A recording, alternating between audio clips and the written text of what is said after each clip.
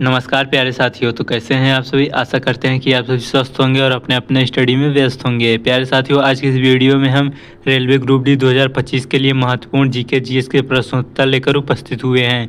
Video बहुत important है, तो वीडियो को बिना स्किप किए हुए अंत तक जरूर बने रहें। आपसे एक छोटी सी रिक्वेस्ट है, वीडियो यदि पसंद आए तो चैनल को सब्सक्राइब, वीडियो को लाइक करना ना भूलें। तो चलिए प्रश्नोत्तर को देखते हैं।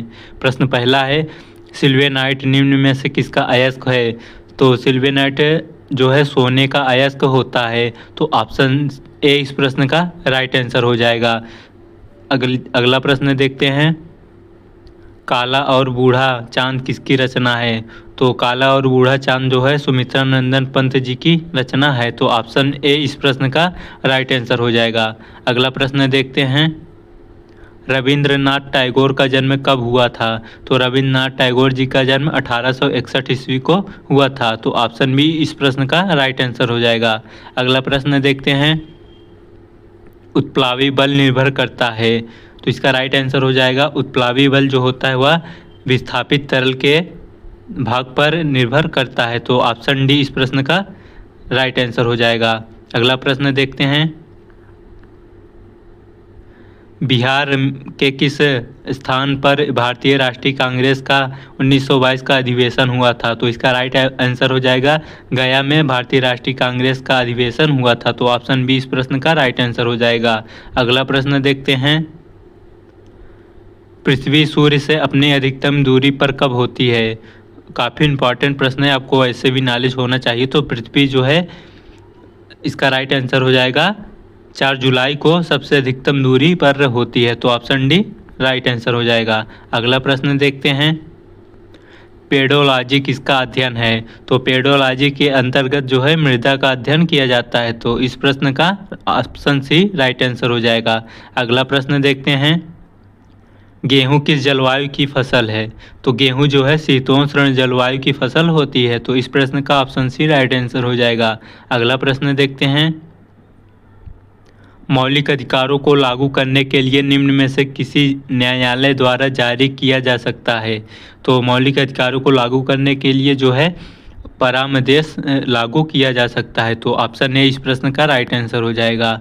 अगला प्रश्न है, संविधान का कौन सा अंग भारत के नागरिकों को आर्थिक न्याय प्रदान कर संकेत करता है। तो संविधान का जो है राज्य के नीति निर्देशक तत्व जो होता है अंग, वह संविधान का जो है नागरिकों को आर्थिक न्याय प्रदान का संकेत देता है, तो ऑप्शन सी इस प्रश्न का राइट आंसर हो जाएगा।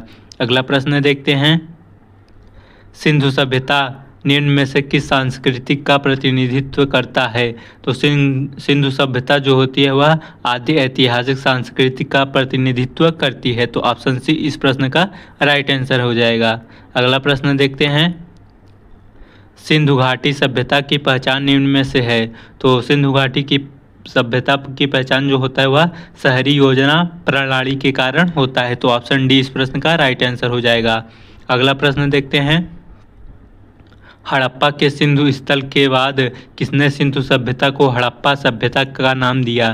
तो इसका राइट ऑप्शन हो जाएगा, डॉक्टर एएस राव ने हड़प्पा सिंधु के स्थल पर जो है हड़प्पा सभ्यता नाम दिया था, तो ऑप्शन सी इस प्रश्न का राइट आंसर हो जाएगा। अगला प्रश्न देखते हैं, किस हड़प्पा संस्कृति स्थल से खुदाई में घोड़े की अस्थियां प्राप्त हुई। तो इसका राइट ऑप्शन हो जाएगा, सुरको टाटा खुदाई के दौरान जो है घोड़े की अस्थियां प्राप्त हुई थी, तो ऑप्शन सी इस प्रश्न का राइट आंसर है। अगला प्रश्न देखते हैं, इलेक्ट्रॉन का स्थानांतरण से बनी यौगिक कहलाती है। तो इलेक्ट्रॉन के स्थानांतरण से बना यौगिक विद्युत संयोजी यौगिक कहलाता है, तो ऑप्शन बी इस प्रश्न का राइट आंसर हो जाएगा। अगला प्रश्न देखते हैं, क्लाउडेड लेपर्ड नेशनल पार्क किस राज्य में स्थित है। काफ़ी इंपॉर्टेंट प्रश्न है, तो इसको आप जरूर याद रखेंगे। क्लाउडेड लेपर्ड नेशनल पार्क जो है वह त्रिपुरा में स्थित है, तो ऑप्शन सी इस प्रश्न का राइट आंसर हो जाएगा। अगला प्रश्न देखते हैं, अखिल भारतीय किसान सभा की प्रथम बैठक कहाँ हुई। तो अखिल भारतीय किसान सभा की प्रथम बैठक जो हुई थी वह लखनऊ में हुई थी, तो ऑप्शन डी इस प्रश्न का राइट आंसर हो जाएगा। अगला प्रश्न देखते हैं, संसद की कार्यवाही सूची का प्रथम विषय होता है। तो संसद की कार्यवाही सूची का प्रथम विषय जो होता है वह प्रश्नकाल होता है। तो ऑप्शन ए इस प्रश्न का राइट आंसर है। अगला प्रश्न देखते हैं। बिना फिरे घोड़ा बिगड़ता है और बिना लड़े सिपाही, इस युक्ति का अर्थ है। इस युक्ति का अर्थ है चंद्रधर शर्मा गुलेरी जी। तो ऑप्शन ए इस प्रश्न का राइट आंसर है। अगला प्रश्न देखते हैं। भारत में पहला परमाणु बम परीक्षण कब किया गया था? तो भारत में पहला परमाणु बम परीक्षण जो है 18 मई 1974 को किया गया था। तो ऑप्शन सी इस प्रश्न का राइट आंसर है। अगला प्रश्न देखते हैं। धन्वंतरी तथा कालिदास निम्न में से किसके दरबारी थे? तो धन्वंतरी और कालिदास जो है चंद्रगुप्त मौर्य जी के दरबारी थे। तो ऑप्शन बी इस प्रश्न का राइट आंसर हो जाएगा। अगला प्रश्न देखते हैं। किस वर्ष जजिया कर को पुनः लागू किया गया था? तो ऑप्शन बी इस प्रश्न का राइट आंसर हो जाएगा। 1679 ईस्वी को जजिया कर लागू किया गया था। तो ऑप्शन बी इस प्रश्न का राइट आंसर हो जाएगा। अगला प्रश्न देखते हैं। प्रसिद्ध अभिनेत्री बैजयंतीमाला का संबंध किस शास्त्रीय नृत्य से था? तो प्रसिद्ध अभिनेत्री बैजयंतीमाला का नृत्य जो है भरतनाट्यम से संबंधित था। तो ऑप्शन डी इस प्रश्न का राइट आंसर है। अगला प्रश्न देखते हैं।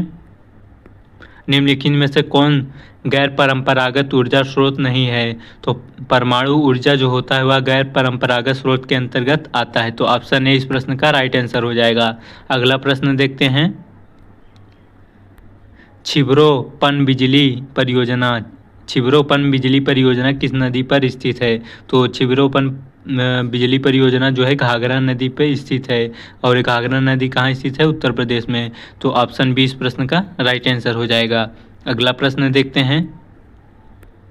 अशोक मेहता कमेटी जिसने पंचायती राज कार्यक्रम को पुनरीक्षण किया ने किस व्यवस्था किस संतुष्टि की? तो इसका राइट आंसर हो जाएगा द्विस्तरीय राजीव पंचवर्षीय योजना का संतुष्टि की। तो ऑप्शन बी इस प्रश्न का राइट आंसर हो जाएगा। अगला प्रश्न देखते हैं। लोकसभा में केंद्र शासित प्रदेशों के लिए कितनी सीटें आरक्षित हैं? तो लोकसभा में केंद्र शासित प्रदेशों के लिए जो है 20 सीटें आरक्षित होती हैं। तो ऑप्शन बी इस प्रश्न का राइट आंसर हो जाएगा।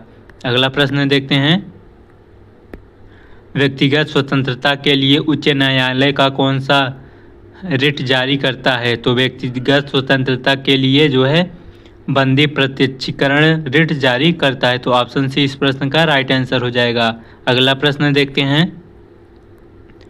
ए रिवर सूत्र पुस्तक के लेखक कौन है? तो इसका राइट आंसर हो जाएगा। ए रिवर सूत्र पुस्तक के जो लेखक हैं वह गीता मेहता जी हैं। तो ऑप्शन सी इस प्रश्न का राइट आंसर है। चलिए अगला प्रश्न और अंतिम प्रश्न देखते हैं। भारतीय संविधान में विधि द्वारा स्थापित प्रतिक्रिया की संकल्पना किस देश के संविधान में गृहीत है? तो इसका राइट आंसर हो जाएगा। यह संकल्पना जो है जापान में गृहीत है। तो ऑप्शन सी इस प्रश्न का राइट आंसर हो जाएगा। प्यारे साथियों, वीडियो को लाइक और चैनल को सब्सक्राइब जरूर कर दें। धन्यवाद।